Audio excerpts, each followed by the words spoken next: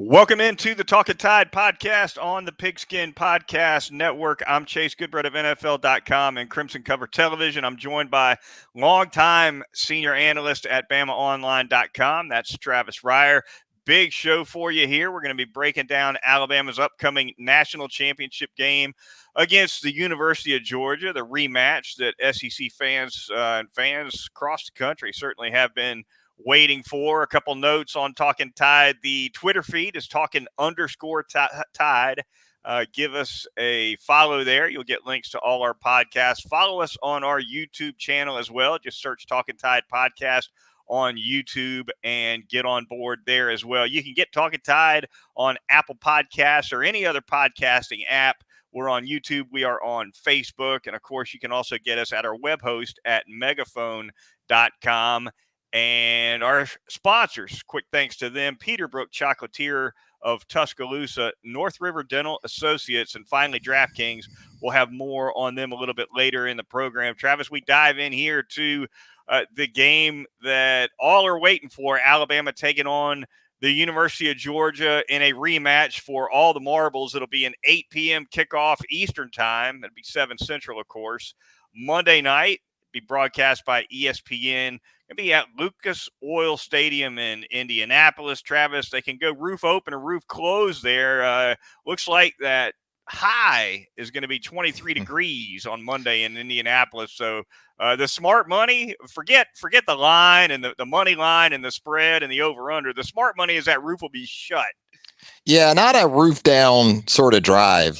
You know, if you wanted to go out for a little country ride in Indiana on Monday, it ought to be sealed up tight, I would think. And first of all, do you like the Kirby Smart visor? Do you like the visor tip to Kirby, by the way? It's sharp. It's sharp. It looks new. It looks not quite broken in, but it definitely looks sharp. Is it straight off the shelf? Yeah, no, it's been around. If I could show you the back, which I can't. I mean, it's been through some sweat and weather and golf and elements. It's got kind of that rusted look on the back. It's been through a few wars, kind of like Kirby. Mm-hmm. No doubt. Kirby's been through it. He likes that visor. Not going to really need it with that roof being shut, but he'll probably have it on anyway, right? Yeah, it's his go-to look. I mean, that's Kirby. That's what he does, similar to Steve Spurrier before him. Steve didn't wear the visor inside, as I recall, if you remember. Steve in the Georgia Dome or in the Superdome, you wouldn't see Steve, I don't think, in the visor. He'd go without it. No, you're right. You would not. And funny you bring his name up because I thought Steve Spurrier's name might come up in the program today because he, of course, was a part of a national championship rematch, right? Florida State. If I remember correctly, the Seminoles got the better of the Gators in the regular season matchup. And then, of course, in the national championship game, Danny Werfel took Florida State. He put Danny in the shotgun. Put Danny in the shotgun because Florida State was absolutely mauling him in Tallahassee in that regular season matchup. Steve also a part of an SEC championship game rematch with Alabama back in '99, and he got swept in that scenario. So some different ways to look at this one, I guess. No doubt. One way to look at it, and we kind of broke this down when Alabama took on Georgia in the SEC title game, is up front, Travis. We'll start there. The Alabama offensive line, the Georgia defensive front, a key to the rematch, the same as it was a key to the first matchup. And really, Alabama's offensive line played its best game of the year against Georgia, in my opinion, particularly given the level of competition. It was unexpected. If you'll recall, Alabama's offensive line had kind of been maligned going into that week after an up and down performance against Auburn. And Georgia's defensive front, rightly vaunted with some big-time talent, some NFL players all over that defensive front. And here we are again, Travis, and it's going to be yet another matchup to watch and you know, one that's going to largely tell the tale. I think so. And for Alabama, you're more interested from a health standpoint of a couple of your guys right now, right? Emil Ekiyor at the right guard position, really your entire right side of your offensive line. Chris Owens, we saw leave the game against Cincinnati late. Just going on some University of Alabama released video footage from Wednesday's practice. Looked like Chris Owens moving pretty well through ladder drills and didn't look all that limited just in terms of his mobility. So I thought that was a good sign. And For Emil Ekiyor, this is a home game, Chase. He's an Indianapolis guy. So, he's doing everything he can with that shoulder between treatment, rehab, whatever he can do to be close to 100% for the Dogs. No doubt. Alabama's ability to run the ball for sure is going to be a key factor in this one. I thought Brian Robinson ran it fairly well against Georgia. Not great, but again, as we've talked about before, I don't think he was 100% with that hamstring in the Georgia game either. But some balance offensively certainly would be in order for Alabama to get the job done here again. But Travis, and I hear you make this remark occasionally when we preview games. A lot of times it comes down to the simple matchup of who's got the better quarterback. Yeah. And when you watch Alabama Georgia, there's no question Bryce Young brings more to the table than does Stetson Bennett. And Bennett played certainly a heck of a game against Michigan in the semifinal. He's a capable passer, there's no doubt. But Alabama's got the edge at the most important position on the field. Yeah, when you think about Nick Saban's record in championship games like this at Alabama, he's 6-2, right? Well, who did those two losses come against? Clemson with Deshaun Watson and Trevor Lawrence. Yeah. These weren't just everyday quarterbacks that handed Nick those two losses. And by the way, I'm not on that side of, well, Stetson Bennett's just a really limited guy. He just doesn't bring enough to the table. I think Stetson Bennett's like most quarterbacks. If you keep him on schedule and you put him in a situation where balance is very much in the mix, and he can stay on script for the most part, Stetson Bennett's very, very capable. And we saw that again against Michigan. Michigan could not do enough things to get Georgia off schedule. Georgia pretty much dictated from the start, really on both sides of the ball. But if Alabama isn't able to do what it's done the last two times and get Bennett more in a situation where it's on him, he threw 88 passes in the last two games that he's faced Alabama. That's 44 a game by my math. And you get him up there around 44, 40 attempts again this time, you're probably going to see a similar result. One thing that we saw Georgia do, I thought, very successfully against Michigan in dealing with Aiden Hutchinson, the outstanding defensive end pass rusher for Michigan, is one, they got the ball out quick, right? A lot of those Stetson Bennett throws were catch it and get rid of it. And when they did decide to let something develop a little deeper and let Stetson Bennett read more of the field, they were chipping Hutchinson left and right. They were not going to leave their right tackle on an island with that guy for a 5 or 7 step drop. Can you imagine? Can you picture Georgia turning around and saying, you know what, we're gonna have the similar plan in dealing with Will Anderson? Sure, I think scrimmage yards for the backs for both teams is going to be a telling stat on Monday night, and certainly for Georgia when you look at what James Cook is able to do as a receiver. He did it against Michigan, over 100 receiving yards on just 4 catches in that win. So that's what I'll be interested in, and for Brian Robinson as well. This game, when you talk about the matchups and things like that, you can make it kind of work any way you want. You can say, well, Alabama's not just going to line up and run the ball against Georgia like it did Cincinnati. Well, of course it's not, but it threw for 421 against Georgia the last time. So it may not need to. And, getting a couple of guys on the ground, tackling 2 guys in this game will be critical. Georgia tackling Bryce Young, which it struggled to do in the first game. When he did extend plays, didn't get sacked in the game. And then Alabama tackling Brock Bowers, not just in terms of his ability to threaten the vertical areas of the field, but yards after catch with this guy. He's just so different from that standpoint from your typical tight ends. Bowers is special. He's hard to bring down. Even if you do solo tackle Bowers, he's going to drag you for 3, 4, or 5 yards. He's that kind of player. So you think, let's just put our nickel on him so he can cover him. Well, that's fine until he catches the ball and your nickel's 190. Right. And this guy's Eating 235, 240, and he can fly. So, yeah, that's going to be a matchup for sure. Dangerous player. Really, 3 playmakers on offense around Stetson Bennett, I think, are the key ones. One is James Cook, who we talked about in the last podcast. The guy can do a lot of different things. Kirby Smart can line him up all over the place. and he can do some damage. Elusive, super hands, heck of a player. Bowers is the other, and then the third I think is McConkey, who is a guy who probably doesn't get as much credit he deserves, Travis, but he's got a steel trap for hands. He's tough. He can He's run too. instinctive. He Yeah, he's can got run. speed. He can do it all. Yeah, that's why there's so much that's going to be on, I think, Brian Branch in this game at that star position, because there's going to be times where he's going to have to man up on Brock Bowers, because they're probably going to play Georgia the same way they did the first time around in terms of being nickel heavy, even against two tight ends, maybe even three tight ends at times. So he's going to see that matchup. He's going to see Ladd McConkey, who he drew a pass interference call against in round one, the deep ball to Ladd McConkey. It's just going to be a really busy night, I think, for Brian Branch, who is playing the best football he's played in his 2 seasons at Alabama. He's been really good. Speaking of McConkey and that Alabama secondary, Jalen Armour-Davis with the hip injury at the cornerback position, another one to watch. Near as I could tell, it's been pretty quiet on that front as far as his availability, but it'll certainly be big for Alabama if he's good to go.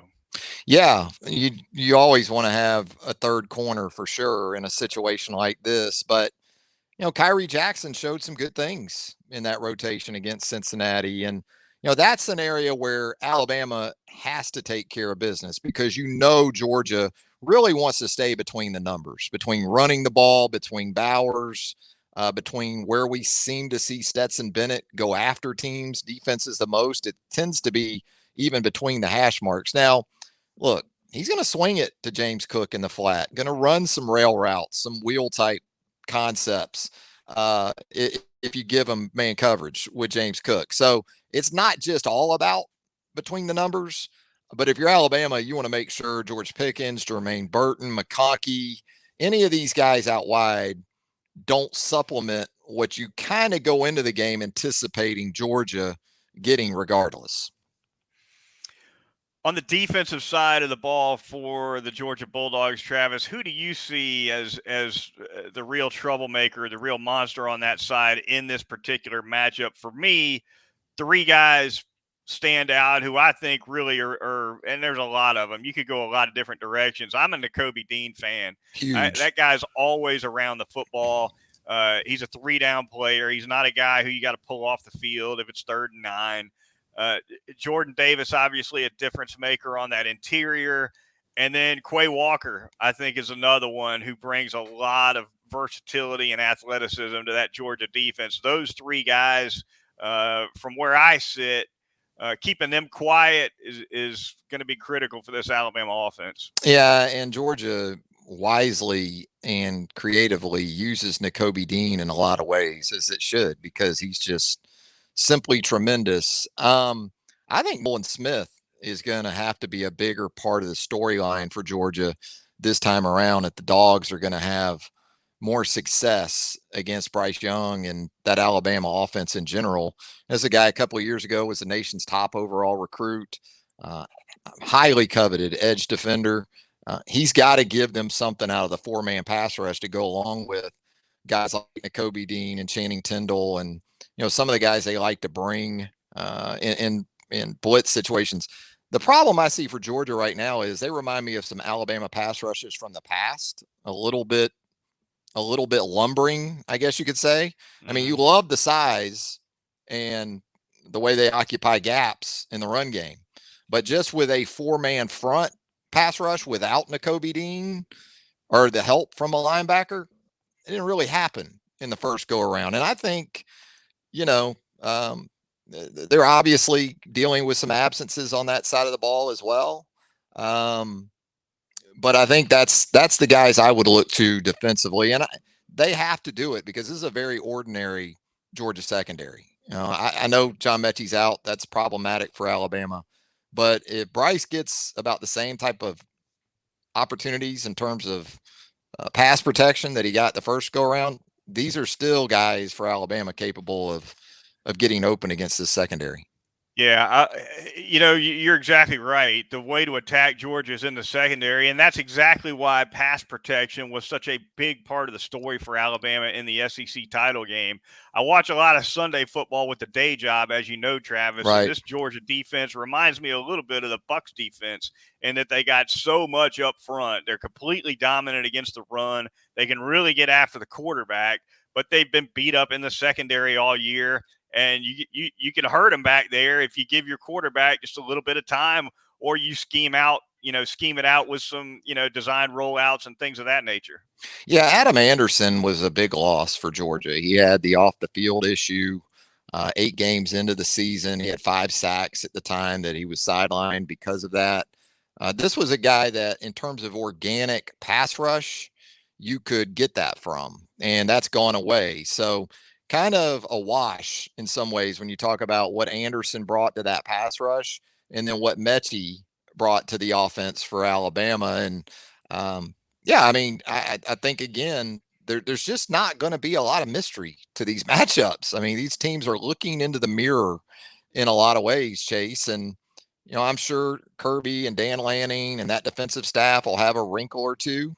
Maybe they bring a safety because just trying to play 2 safeties deep, it didn't matter when Jamison Williams ran right by Lewis Sign, who had over the top help on the play. You had him underneath, you had him over the top, and Jamison Williams still ran past Lewis Sign. So maybe you think this time, instead of asking one of these guys to try to hang in there against a double move, let's just bring him and see what happens. The problem there, of course, is Bryce's ability to extend plays comes into effect, and you got to deal with him. Yeah, let's spend just a minute on that, Travis. The chess match between these coaching staffs, having just played one another a couple of weeks ago. On the one hand, you sit down as a staff to build a game plan and a rematch like this, and one instinct will say, stick with what works, right? Let's go back and look at the tape. Let's go back, look at the personnel matchups, see where we can exploit the other side, and stick with what worked before. And then the opposite instinct, which also certainly makes some sense, is you better throw a couple wrinkles in there. You better do a few things different, because whatever you did that worked before, the other team's going to come back with something different to try to stop it. Yeah, and again, Nick Saban brings the corner cat. He'll bring a corner on a blitz from the boundary. He'll bring the star defensive back in pressure. Um, the pre-snap looks in a lot of ways are the same. So you've got to have something a little different, because really from the outset of that first game, and understanding Alabama's first couple of possessions didn't go exceedingly well, but once they settled in and they sort of got in lockstep with what Georgia was doing, it's pretty incredible to see Alabama so ready for what Georgia was offering up. Some formations for Alabama that would dictate Georgia to think one way. Alabama would have it covered in terms of pass protection. So that's where I'm especially interested in Monday night, Chase, with the Georgia defense, is to see how creative they get in terms of trying to go about dealing with Bryce. It's really tough, man, because you want to go get this guy, right? Because he's a very capable passer, and then you go after him, and then he extends the play and beats you with his legs one way or the other. So mush rush doesn't necessarily work, and going after him can be tough. Yeah, my oldest recollection of that corner cat blitz from Nick Saban, Travis, was, I believe, the 07 Alabama-Tennessee game. Kareem Jackson and Javier Arenas both came. I'm sure it was a bust. It had to have been a bust. They both came after Eric Ainge, and I was like, whoa, they're going to sandwich this guy. And Ainge threw it over the top to try to beat it, and Justin Woodall made a PBU in the end zone, and I was scratching my head. I think you might have been sitting next to me. I Oh, said, I yeah. don't think that was by design. Yeah, you bring that corner cat, you better have a lot of trust in that safety that's got to roll over and try to hang in there against a wide receiver. But no, I think that's Nick's probably got that in his will to people like Jeremy Pruitt and Kirby. He's leaving that corner cat to all those guys. The Vegas man on this one, Travis. Georgia by 3, at least the last I saw. I think the line is moved a little bit in certain precincts, but Las Vegas, I suppose, not duly impressed by the SEC title game, right? I mean, that was a neutral field. It's a neutral field again. Yeah, it is. And this one isn't even in the state of Georgia. That's been what you would think would be of advantage to Georgia playing so close to home. It really hasn't been, I guess, in 5 of the 7 losses that the Dogs have in succession to Alabama right now. What, 5 of those have been in the state of Georgia, right, between Atlanta and Athens. So maybe it's a good thing for Georgia to go to Indianapolis. But yeah, it does have that feel of, okay, that was great, but we believe more in the 13 other games that we've seen Georgia than we worry about the one against Alabama. And, I think it's going to be a tight game, one way or the other. So, it couldn't take a whole lot for someone to be right, in my opinion, if they like Georgia laying the 3. But again, I say it all the time, styles make fights. And stylistically, Georgia's not the worst of matchups for Alabama. Over under 52 in this one, Travis. Where do you see that number going? See, that's the problem with Vegas. Stuff like that, when they release those, and I think about scores that I've got in mind, it's usually right on it. I mean, they know. And 31-21. Yeah, I'm thinking, 27-24, which is how much? 51 points, something like that, 28-24. So I'm right on the number. Yeah. That's why I don't mess with the man. I don't poke him. Sometimes the boys start smoking cigars when it's 3-0 after a quarter, and they've got that under, and then all of a sudden you get that breakaway touchdown right before the half. Maybe you get a big kickoff return coming back the other way, and you're right back to biting your finger. Well, the first time around, it's 10-0 after the first quarter. If you had the under, you're thinking, we're all right here. Right. And then Alabama goes off for 24 points in the second quarter, and everything goes out the window. Something else for sure. The ticket, man, Travis, $500 for the cheap ones. That's what I saw on StubHub a couple days ago. I think it's moved south from there since then. Expensive seats between the 40s and the lower bowl at Lucas Oil Stadium. Numbers I was seeing were running anywhere from $3,500 to $5,000 per ticket. But we see a plummet coming, right? I would not buy a ticket. And look, if you want to go to the game, I'd just go on up there. Especially, I think the toughest thing is going to be accommodations. Can you figure that out right there in Indianapolis proper?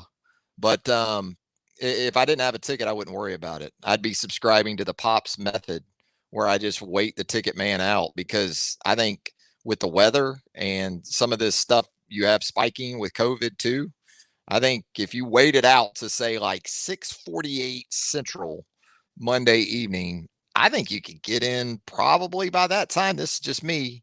Could be wrong. I think you could get in for probably around $100 or so. That's just me. It looks like there's a lot of tickets still out there too, Chase. A lot of, as the man says, there's a lot of inventory, as he says. There's no shortage of them, and you're right. Sometimes a man stands on that corner long enough. Yeah, it's going to be cold. Degrees outside. Yeah, I'd walk by him like Pops used to do back in the 70s and say, I'll come back in 5 minutes and buy it, and you'll pay me to take it. Pops used to tell the ticket man when I was a kid. Oh my gosh, I'd shudder. Yeah. Walk by him. How's that jacket holding up? You warm enough, ticket man? Yeah. Pops would say, I'll come back in 5 minutes and you'll pay me to take it, he'd say. And the profanities, that would spew from the ticket man at Pops. Yeah, those were the days. No, but really, I don't, with the trend right now, I don't know why you wouldn't wait. I mean, we're not even to Friday yet. So. Yeah, there's no doubt. I think waiting the man out is the way to go for this one, and it's certainly not going to go up. The worst that can happen is the man just holds his ground. So you might as well wait. I know, and the man likes to play on the tendency that people have to want to secure tickets before they get on that plane. Yeah. So this is absolutely not one I would do that. I understand that, for games played in Atlanta, maybe even Miami when it's a national championship game. But for this one and the trip, the awful trip, no offense, Indianapolis, a great town. I've been there a couple times, but I haven't done Indianapolis like you have in the winter. And by the way, this game kind of feels like the combine before the combine with all the NFL guys, right? And really, the top 3 NFL prospects in this game, Chase, are probably all undraftable guys, aren't they? Bryce, Will, Anderson. Yeah. and Yeah. Brock Bowers. Would those be your Right. top 3 right now? NFL guys? I don't Nakobe know if Dean? yeah, I don't know if they'd be the very top 3, but they'd be up Evan there Neal. high Yeah, for Evan sure. Neal's got to be up there. He's going to be a top 3 guy probably. Evan Yeah. Neal is going to go super fast in the draft. There's no question about it. Jamison Williams played his way in the first round in all likelihood. He has. He Yeah. has. Jamison Williams has been phenomenal. But you're right. There's no city in Slade America Bolden. that's a great place to visit at 20 degrees. So No. And I think that's what this has become. Alabama fans have had the luxury now of becoming picky about their national championship games that they attend. In other words, is the trip worth it? And as far as ancillary, right? Other things going on in the venue site. You think this is a one and done for the Big Ten region for one of these games? Or, I mean, we saw it with the NFL a few years ago with the cold weather Super Bowl in right. Gotham. Right. I don't know if it's going back anytime soon. Maybe it is. What about Yeah, but this? I Detroit? don't know. You think they're going to go to Detroit in a couple of years? No. I think Indianapolis might be as far north as they go for a while. Yeah. It's not going to be like the 08 run to Pasadena, put it that way, when Alabama took on Texas and it was a sunny 75. And they're going to go to Vegas eventually. You know they're going to Vegas. They got to go to Vegas. Yeah. That veil of, you know, Sin Gone. City and all that is gone. It's all Gone. about the money. Next year they're going to SoFi out in LA. That'll be interesting instead of Pasadena. Balmy. And then I think Houston in a couple of years. That's a good site. I can get into some Houston, some fajitas. Yeah. Good weather there as well. Talkin Tide podcast at the Pigskin Podcast Network. A little bit of a I threw you off. I get so off track. I screw you up. It's all good. Got to thank a couple sponsors right now. On the back end of the program, we'll talk a little bit of Alabama hoops. But first, going to tell you all about North River Dental Associates and Dr. Jack Smalley, that great staff of dental hygienists. Look at that hair. Perfect. Was just there today, as a matter of fact, dropping off some of that best. heat pizza over there. North River Dental Associates, they can do the porcelain veneers, the cosmetic dentistry, the laser dentistry, dentures, the teeth whitening services, extremely popular over there at North River Dental. Also doing Botox and Juvederm treatments to take care of those facial features. They're great dealing with the insurance people. They're going to get you in and out of there in less than an hour, typically, on a routine cleaning. You just cannot beat the experience. Conveniently located at 1100 Fairfax Park, right off of Watermelon Road. It's right behind the Jimmy John's there as you head toward Northport on McFarland Boulevard. Dip that quick right on Watermelon, and you're in there. Phone number 752-3506. You can also make an appointment online at northriverdentist.com. It's North River Dental Associates. I'm going to tell you about Peterbrook Chocolatier. Literally the champions of chocolate. That's right. Peterbrook in 2021, a record-setting year for Peterbrook in Tuscaloosa, and all of that due to the great teammates Peterbrook Chocolatier has in the form of the thousands of customers. The patrons are what make Peterbrook what it is. Now, great chocolate, and still got the Roll Tide treats in advance of Monday night's championship game against the Georgia Bulldogs. You know, there's nothing wrong with tradition, right? When you think about Alabama football, you certainly think tradition. Well, the chocolate popcorn at Peterbrook Chocolatier has been at the forefront of its menu, I guess you could call it, for multiple decades now. Peterbrook Chocolatier, the champions of chocolate, they thank you once again for making 2021 their best year ever, and look forward to topping that in 2022. Finally, speaking of the veil coming off of Las Vegas, going to tell you all about DraftKings. Promo code TPPN, the Pigskin Podcast Network. That's the promo code that you need when you sign up for the DraftKings Sportsbook app. We got the final week of the National Football League regular season upcoming, Week 18. Very simple offer at DraftKings. New customers who bet just $1 on any team to score can win $100 in free bets. If sports books are not yet available in your state, you can still get in on the NFL action through huge cash prizes and the DraftKings Daily Fantasy Sports Contests. DraftKings now giving all new customers a free shot at millions in total prizes with their initial deposit. So download the DraftKings Sportsbook app now. Use the promo code TPPN. Bet $1 on any team to score. You win $100 in free bets. If they score, you score with promo code TPPN this week at the DraftKings Sportsbook, the official sports betting partner of the NFL. And with that, Travis, we will briefly turn our attention to Alabama basketball, which just improved to 2-0 in SEC play, picked up their 11th win of the season down in Gainesville, and you were up close and personal for that one, in the house for that victory. I think that was my first visit to the O-Dome, and I know it's Exact Tech Arena now at the Stephen C. O'Connell Center, but it's the O-Dome to you and me as native Northeast Floridians.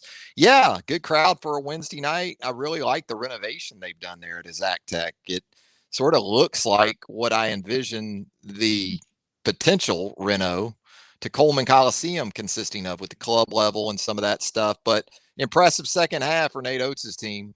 Managed to hang in there in the first half. Wasn't pretty. We talked about it before the podcast, that 5-point trip when they were down 7 there with about 5 to go in the first half. I think that was important to keeping them within contact of the lead. Turned it up defensively in the second half, and got double figure scoring from their starters. And Charles Bediako, your guy, thought he did some good stuff. How many offensive boards for Charlie B on Wednesday night? Was it 6? I think he had 5 or 6 offensive boards. The team had 20, yeah, if I'm not mistaken. They got after it, especially in the second half. And, into game scenarios, Javon Quinterly on the ball with some highlights, including a no-look dish on the baseline to Jawan Gary for a dunk. And, yeah, the homestanding fans, they didn't exactly leave the old arena in high spirits. I think the next step in Bediako's development, Travis, being me a big man aficionado that I am, I think getting a stronger pair of hands is going to be big for him as he develops throughout his career at Alabama. It's a little easy to knock it out of his hands. Occasionally you see a rebound get ripped away from him, or you see, an example where he just loses his handle. I think back to some guys like Richard Hendricks. You threw the ball into Richard Hendricks, nobody was ripping that thing out. But nevertheless, Bediako, he plays over the rim, he gets you blocked shots, he gets you rebounds. He's a good passer. Does a lot of things for this Alabama team. I like the way good free throw shooter. He makes some free throws too. And Alabama did that. Yeah, that's not bad for a 7-footer. Now, Shaq O'Neal, you think Shaquille would have taken 65%? All day. Alabama 16 out of 19 from the free throw line in that game. Tremendous performance. Also big, Travis, 12 turnovers for Alabama. And it looked for a stretch like they were going to end up with a lot more than that. They cleaned it up. They absolutely did clean it up. I think where Alabama gets in trouble, Travis, turnover-wise, is when they don't make the right kick out pass, or they're driving to the cup. They'll get up in the air sometimes and not know where to send it if they can't get the shot off. That's where the turnovers come in for Alabama. For a team that shoots the three as much as they do, they will turn down some open threes from time to time and dribble into traffic like you're talking about, and then get themselves in a position of not being able to get the ball out cleanly. They make some hellacious passes in those situations too. I mean, they've got guys with both hands that make passes that are pretty amazing. For the way they sling the ball around, 12 turnovers is about the floor that you can expect, but sort of flipped the script there in the second half. Florida had 12 turnovers in the second half. And, I thought too, Alabama didn't shoot the three. They shot a lot of threes. They didn't shoot it particularly well, but Florida was intent on running them off the line. And so in the second half, it just seemed like points in the paint, points at the rim, those type of things started to happen for Alabama that didn't happen as much in that first half. Yeah, Florida did a good job, I thought, with help defense. They did a good job with, when Alabama did drive to the cup, the lane was clogged. And so a lot of times you'd see, whether it was Shackelford or Quinterly or whomever, Ellis, trying to get to the cup. Well, they couldn't get to the cup because there was just too much traffic in the lane, And sometimes they kick it out to the right man in the right spot at the right time, and you got that wide open look. And other times the ball, gets thrown away and it's going in the other direction. And that's, if you play Nate Oates' That's the way you offense, play. Yeah. That's how you live and die. And the advantage defensively is that that the rim and the 3-point line is all you have to defend. I want to give some props too to Keon Ambrose Hilton, because Bediako and Gurley had the early foul trouble. Yep. And so Ambrose Hilton was needed for, important minutes there in that first half. Played 8 minutes, not a hugely impressive stat line, but the guy competed. Now, he got beat for one offensive board and a putback, and a timeout ensued. And being there, Nate Oates climbed Keon Ambrose Hilton for a good bit of that timeout. But, man, loved his body language throughout the whole thing. He just kind of took it, understood that, take what you need from this situation from your coach, get better from it. And I was impressed with him. I wanted to give him some flowers, as the kids say these days, Chase. Give him his flowers. Good performances from the big men all around. Bediako, Ambrose Hilton, and Juwan Gary, of course, a big night. 19 points, 8 rebounds. That is going to do it for this extended version of the Talkin Tide podcast. We're up around 36 minutes now. Goodbread hates that. A lengthy one. Goodbread likes to keep it to like 7 minutes, like a press conference. SEC on CBS commercial break. That's the window Goodbread's looking to fit this thing into, you guys. Next Saturday, Alabama taking on Missouri on the road. That's what's next up for the Crimson Tide basketball-wise. Next up for the Talkin Tide podcast, of course, we will be back in the immediate aftermath of the Alabama-Georgia game with a recap podcast for you here on Talkin Tide.